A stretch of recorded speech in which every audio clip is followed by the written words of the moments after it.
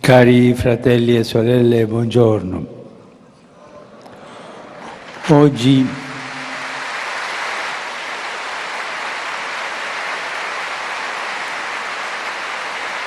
Oggi apriamo un piccolo percorso di riflessione su tre dimensioni che scandiscono, per così dire, il ritmo della vita familiare: la festa, il lavoro e la preghiera. Incominciamo dalla festa. Oggi parleremo della festa. E diciamo subito che la festa è un'invenzione di Dio.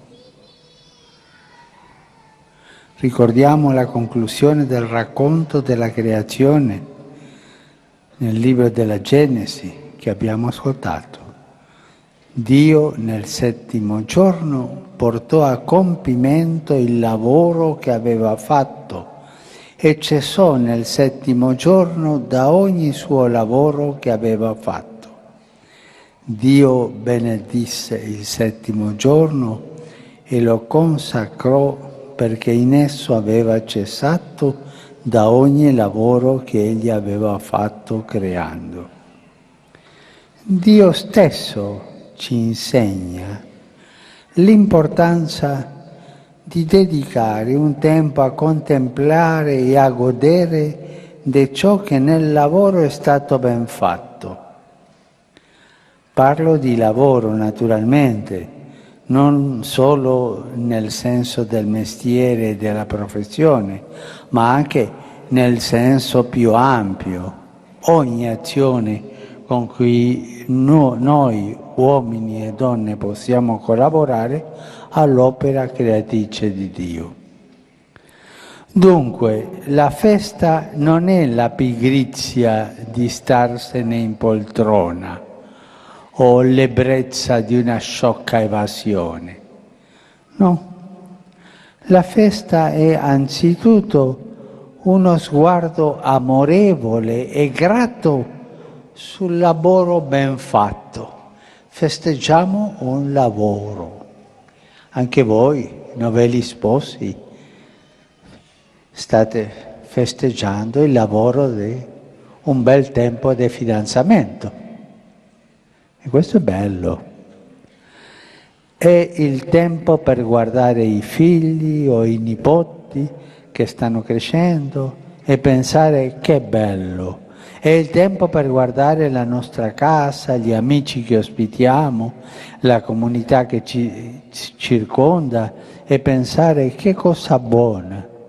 Dio ha fatto così quando ha creato il mondo e continuamente fa così perché Dio crea sempre, anche in questo momento.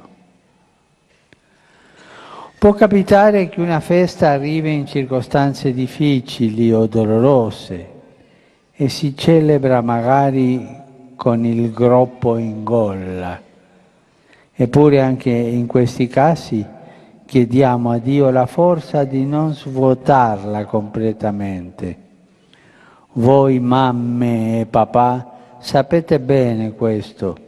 Quante volte per amore dei figli siete capaci di mandare giù i dispiaceri per lasciare che loro vivano bene la festa, gustino il senso buono della vita. C'è tanto amore in questo. Anche nell'ambiente di lavoro, a volte, senza venire meno ai doveri, noi sappiamo infiltrare qualche spazio di festa. Un compleanno, un matrimonio, una nuova nascita, come anche un congedo o un nuovo arrivo. È importante fare festa. Sono momenti di familiarità nell'ingranaggio della macchina produttiva. Ci fa bene. Ma il vero tempo della festa sospende il lavoro professionale ed è sacro perché ricorda all'uomo e alla donna che sono fatti ad immagine di Dio, il quale non è schiavo del lavoro, ma Signore, e dunque anche noi non dobbiamo mai essere schiavi del lavoro, ma signori. C'è un comandamento per questo, un comandamento che riguarda tutti, nessuno escluso. E invece sappiamo che ci sono milioni di uomini e donne e addirittura bambini schiavi del lavoro. In questo tempo ci sono schiavi, sono sfruttati, schiavi del lavoro. E questo è contro Dio e contro la dignità della persona umana. L'ossessione del profitto economico e l'efficientismo della tecnica mettono a rischio i ritmi umani della vita, perché la vita ha i suoi ritmi umani. Il tempo di riposo, soprattutto quello domenicale, è destinato a noi perché possiamo godere di ciò che non si produce e non si consuma, non si compra e non si vende. E invece vediamo che l'ideologia del profitto e del consumo vuole mangiarsi anche la festa. Anch'essa a volte viene ridotta a un affare, a un modo per fare soldi e per spenderli.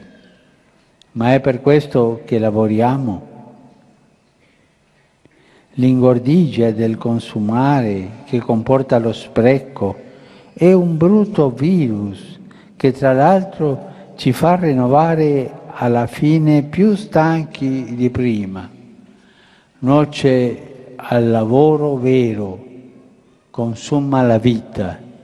I ritmi sregolati della festa fanno vittime spesso giovani. Infine, il tempo della festa è sacro perché Dio lo abita in un modo speciale. L'Eucaristia domenicale porta alla festa tutta la grazia di Gesù Cristo, la sua presenza, il suo amore, il suo sacrificio, il suo farci comunità, il suo stare con noi. E così ogni realtà riceve il suo senso pieno. Il lavoro, la famiglia, le gioie e le fatiche di ogni giorno, anche la sofferenza e la morte, tutto viene trasfigurato dalla grazia di Cristo.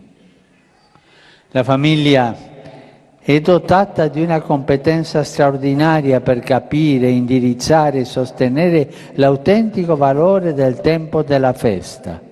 Ma che belle sono le feste in famiglia, sono bellissime. E in particolare il valore della domenica. Non è certo un caso se le feste in cui c'è posto per tutta la famiglia sono quelle che riescono meglio. La stessa vita familiare, guardata con gli occhi della fede, ci appare migliore delle fatiche che ci costa.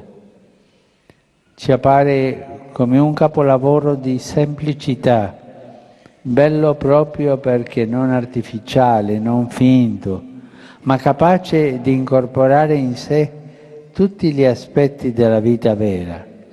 Ci appare come una cosa molto buona, come Dio disse al termine della creazione dell'uomo e della donna.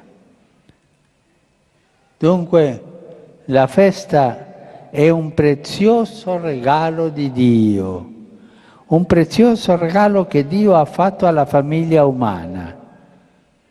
Non roviniamolo. Grazie.